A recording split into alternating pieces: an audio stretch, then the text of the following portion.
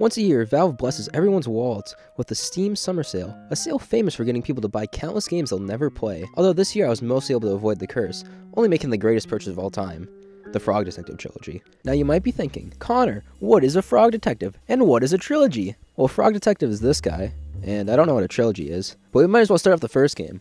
Frog Detective 1, The Haunted Island. Sitting in your office, you get a phone call from your supervisor telling you to check out a new case that Lobster Cop is too busy to take on. Remember Lobster Cop for later. Anyways, the case is about a supposedly haunted island. Martin, the owner of the island, has reportedly heard weird noises throughout the entire island. So off on your little boat you go to solve the mystery. Arriving on the island, you talk to Mystery Monkey, where he gives you all the information he knows, which is practically nothing. So I instantly tried to turn around and leave, but Frog Detective is not allowed to leave until he solves the mystery. So heading back to the island, I talked to Larry, who gives the most normal explosive recipe ever. And right next to Larry is Barney, who thinks you're a secret agent, and has mac and cheese, which is very important. Moving on to Fresh X, who's just chilling, and you can join him if you want. Okay. Let's talk to this guy. What's he up to? Fresh X, howdy. Hello. Running across the island, we meet Noodle, who's complaining about his hair, and also you can jump in this hole. What happens if I jump down here? Detective, maybe I should listen to the sign. Orbert is more inland, and he's very scared about people breaking tiny shells on the island. And then there's Mo, the best character, who wants to learn how to break dance. And finally, the man of the hour, Martin, who really doesn't have much to say. Fine, I guess he looks so spooky. Oh my god! Once you get the explosives, put them next to the cave, and do I get like a flashlight or something? He just throws it. Oh my god. Time to solve the mystery. It turns out it was just a chicken practicing dancing for the dance competition that I forgot to mention. Martin was just freaked out because he had been reading ghost books. Watched the dance competition, and good job, that was the game. Throw in a little post-credit screen teasing the second game. That game being Frog Detective and the Mystery of the Invisible Wizard. I can't lie to you, the first game was completely carried by the writing. The gameplay is solely walking around, but I think Worm Club knew that because in this game they tried to add a lot more gameplay elements. Mainly the notebook, given to you by Lobster Cop, that you can decorate with stickers. Once again, this game opens with a call from the supervisor. It actually takes place the second after the post-credit scene in the first game. We were talking a moment ago about a new case. Little Wild Woods, right? Yeah. I am, because I got too excited about solving another mystery. That's understandable. This time, Frog Detective is tasked in going to a magic forest as someone has ruined a parade for the new resident of the village, the Invisible Wizard. You take a minecart into the forest until you run into a no minecart sign, and then you have to take the rest of the trip on foot. The first person you run into is Susan, who insists she's not suspicious, so I'm just going to... Okay, moving on. Mandy, who baked all the pies for the parade, but somebody stole them, so you should probably go find them. On the search for the lost pies, you'll probably run into Victor, who's sitting in a hot tub and refuses to leave. I ran across town to talk to Ralph, who was hoping to buy the house that the Invisible Wizard bought, so there's a clear motive there. Anyways, moving on to Mary, who witnessed the crime, but is blackmailing you so she can leave town. Unfortunately, Frog Detective doesn't know what fraud is, so you have to find money for her. Carlos runs the only shop in town, for whatever reason he doesn't take advantage of, but you know, he didn't even know a parade was happening, so I think we can just scratch him off the suspect list. Let's find this boy a little... What the...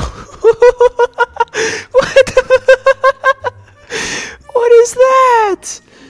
Oh my god. Finding the mayor of the town, Naughty, who confused the Invisible Wizard for a ghost and tried to suck her up with a vacuum, but you end up calling a delivery driver that dropped off a package the night of the crime, and he tells you that he saw the Invisible Wizard drop her glasses, so you go find the glasses and try to return them to the wizard, but when you get in her house she starts teleporting away. Hello? Okay. You finally catch her and she admits that she accidentally ruined the parade because she couldn't see, but doesn't want to tell the town, so you have to make the choice to tell the truth or lie. In my playthrough, I told the truth, but I don't think it really matters. There's another dance party and the post-credit scene setting up the third game. Frog Detective 3, Corruption at Cowboy County. But first, a word from today's sponsor, me! You see that little subscribe button? You should hit it so I get money. Cowboy County is the first game in the series to not start in the office. Frog Detective, sporting a new pair of boots, finds himself in the middle of the desert, where he gets a phone call from the supervisor on a payphone, where he's also gifted a new scooter. That's right, even more new gameplay. Now you have a vehicle because the map is a lot bigger than the first two games. On the plus side, you can literally just break the game and just skip everything. Roll into town and meet up with Lobster Cop, where he gives you the lay of the land and introduces you to Mole Mason, the new sheriff. Mason hands you your notebook, so that means it's time to take more notes. The first person you meet is Susie. She asks you to help her break into the bank so she can find the map the criminal left behind. She needs a fake ID to get in. Craig is across the street and needs help getting into the secret ghost society. He needs proof that ghosts exist to get in. A little bit up the street is Mole Mason, who just wants to be left alone, presumably to work on the case. Leaving the sheriff's office, I took the scooter up to the mine and met Sherman, one of the 3 bandits of the town. He needs a pickaxe so he can actually get into the mine. Heading back into the town, I went to the store and met Wendy, who had recently inherited her family's business. She needs help getting a portrait made because every other owner of the business had one done. Sitting outside the barn is the second bandit, Rhonda Dynamite. Rhonda was going to apply to be the sheriff of the town before Mole Mason got the job. She can make fake IDs.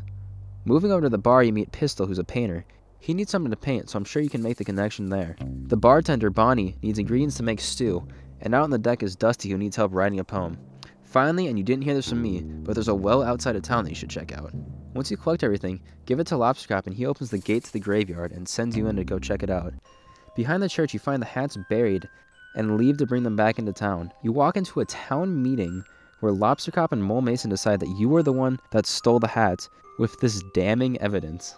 Frog Detective gets sentenced to 1 year in jail. Mystery Monkey, wow, he's from the first game, read the news of what happened, decides to go solve the mystery himself. Going back to the office, now as Mystery Monkey, you find that Lobstercop and Mole Mason set up Frog Detective because Lobstercop was scared of Frog Detective becoming the #1 best detective in the world. Going back to Cowboy County with the supervisor, free Frog Detective, and Mole Mason and Lobstercop lose their jobs.